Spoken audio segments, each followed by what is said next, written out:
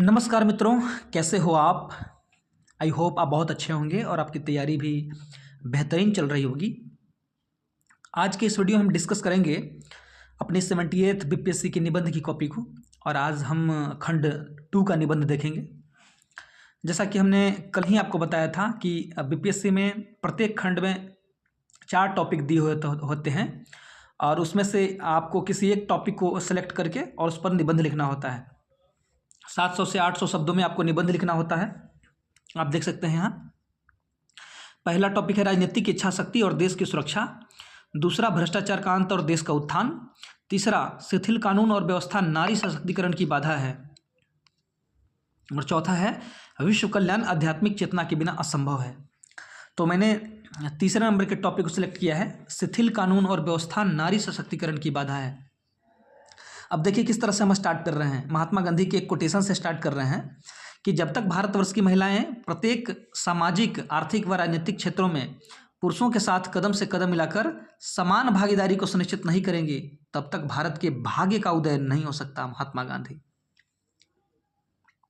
और हम देखिए किस तरह से इससे को आगे बढ़ा रहे हैं। अब देखिए हम पृष्ठभूमि तैयार कर रहे हैं, एक बढ़िया सा पृष्ठभूमि देखिएगा। जैसे ही हम नारी शब्द सुनते हैं, हमारे सामने कोमल, संवेदनशील और ममतामयी छवि प्रकट होती है। लेकिन हमारे समाज ने इस छवि को एक अबला, असहाय और कमजोर के रूप में चित्रित किया है। मनुस्मृति की ये पंक्तियां आज भी समाज के सोच को उजागर करती हैं कि पिता रक्षति कौमार्य, भर्ता रक्षति यौवने, रक्षन्ति अस्थिवीर पुत्राः, न स्त्री स्वतंत्र मर्हति। अर्थात स्त्री सदैव ही दूसरों पर निर्भर रहती है, वह स्वतंत्रता की अधिकारी नहीं हो सकती। ये मनुस्मृति कह रहा है। एक्चुअली इसका अर्थ ये है कि बचपन में स्त्री की रक्षा पिता करते हैं, युवावस्था में वह अपने पति पर रक्षा के लिए डिपेंड करती है, वृद्धावस्था में उसकी रक्षा उसका पुत्र करता है। इस प्रकार से एक स्त्री अपनी सुरक्षा के लिए सदैव दूसरों पर निर्भर रहती है, इसलिए वह स्वतंत्रता की अधिकारी नहीं हो सकती। ये मनुस्मृति की पंक्तियां कह रही हैं, तो इसको मैंने कोट किया है। ऐसे में एक प्रश्न देखिएगा, ऐसे में एक प्रश्न है कि आखिर क्यों हम स्त्री को स्वतंत्र नहीं करना चाहते। क्यों स्त्री घर से लेकर विद्यालय तक, बस से लेकर कार्यस्थल तक जीती जागती भोग की एक प्रतिमा के रूप में देखी जाती है।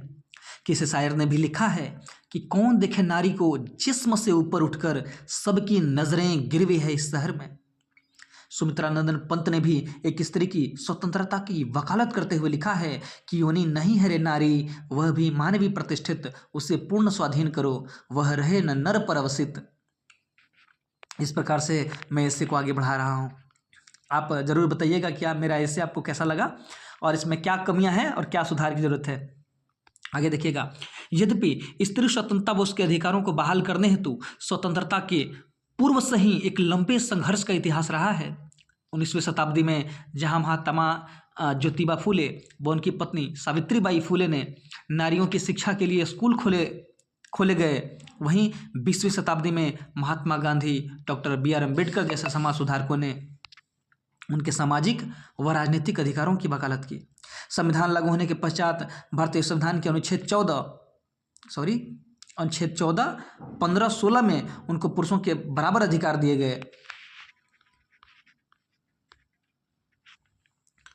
आगे देखिएगा, डॉक्टर अम्बेडकर स्वयं लिखते हैं, क्या लिखते हैं भाई। डॉक्टर अम्बेडकर स्वयं लिखते हैं कि मैं किसी राष्ट्र की प्रगति का आकलन वहां की महिला स्थिति के मापदंडों से करता हूं। आगे चलकर उनके संवैधानिक अधिकारों को बहाल करते हुए संविधान के अनुच्छेद 243D के माध्यम से पंचायती राज में 33% आरक्षण तथा अनुच्छेद 243T के माध्यम से नगर पालिकाओं में उनके लिए सीटें आरक्षित की गई महिलाओं के लिए। हाल ही में केंद्र सरकार ने 106वां संविधान संशोधन अधिनियम पारित करके उन्हें लोकसभा व राज्य विधानसभा में 33% सीटें प्रदान की हैं। इतनी प्रगति के बावजूद भी आज देश में महिलाओं के समक्ष चुनौतियां कम नहीं हुई हैं। अब देखिए मैं आ रहा हूं पॉइंट पे कि शिथिल कानून नारी सशक्तिकरण की बाधा है। कानून शिथिल है। अब देखिए हम शिथिल कानून की चर्चा कर रहे हैं कि इतनी प्रगति के बावजूद भी आज देश में महिलाओं के समक्ष चुनौतियां कम नहीं हुई हैं। एनसीआरबी की हालिया रिपोर्ट के अनुसार देश में महिलाओं के खिलाफ होने वाले अपराधों की प्रकृति तथा मात्रा दोनों में वृद्धि देखी जा रही है। इसके लिए सबसे बड़ा कारण किसे माना जा सकता है? उत्तर है हमारी पुरुषवादी मानसिकता तथा शिथिल कानून। आज बिहार सरकार लगातार पुलिस व्यवस्था को दुरुस्त करने पर जोर दे रही है। हाल के कुछ वर्षों में महिला सिपाहियों की संख्या में तेजी से इजाफा हुआ है, परंतु यदि आज भी हम गंभीरतापूर्वक देखें तो एक पिता अपनी पुत्री को शाम 7 बजे के बाद घर से बाहर नहीं निकलने देता। यदि वह सायंकाल तक घर से बाहर है तो पिता को इस बात का डर सताने लगता है कि उसके साथ कोई अनहोनी न हो जाए। हमें इस बात को ईमानदारीपूर्वक स्वीकार करने की आवश्यकता है कि इतनी चाक चौबंद प्रशासनिक व्यवस्था के बावजूद भी हम स्त्रियों को 100% सुरक्षा प्रदान करने से काफ़ी पीछे हैं और इस प्रकार से हम इसे को आगे बढ़ा रहे हैं। आगे देखिएगा, आज देश व राज्य के विभिन्न हिस्से से आने वाली घरेलू व यौन हिंसा की खबरें अप्राकृतिक तरीके से स्त्रियों के खिलाफ अपराध, कन्या भ्रूण हत्या, दहेज व बाल विवाह जैसी समस्या रोंगटे खड़ा कर देती है।